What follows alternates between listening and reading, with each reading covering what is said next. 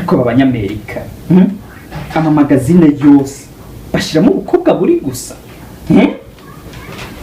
ko murabona yaba nkaka kari kubugufa gusa nigasa ninga n'umunyota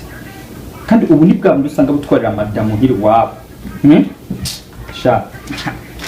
mana yarakoze yampaye umwana wanje mwiza Diane umukobwa w'indero nziza wa Karorero papa hari ikintu agenda kubwira maze ugenda uzanira amazi turabivuga iri sibara ryo kumutemerega yemwe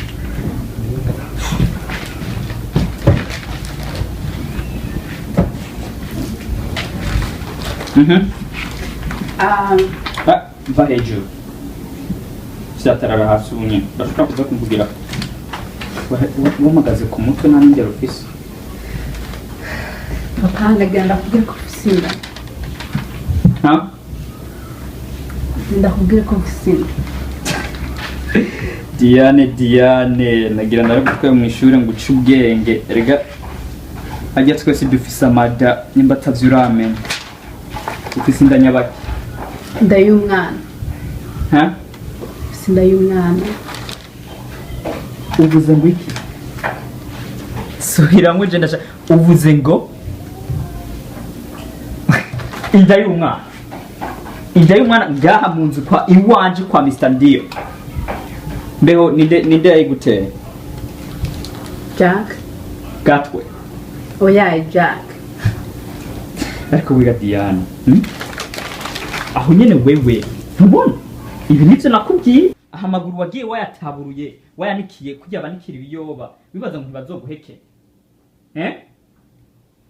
ahubwo umvire mu nzu urumva fungurura amaso wanyitse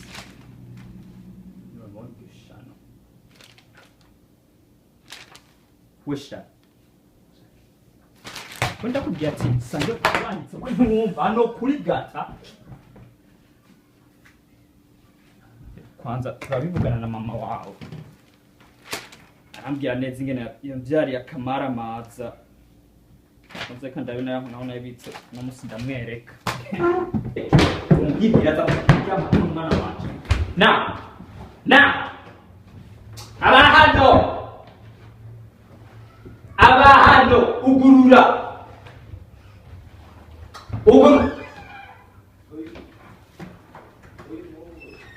wesha uramuzi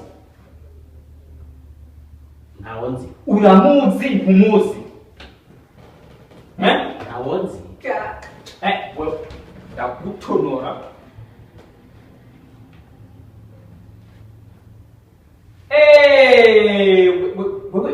wewe muri gatwe mbonye wewe cagiye waza nkagutaburira ko amashubu we sibo waje uri kurigisha shamwe kubibaza ko ikijuju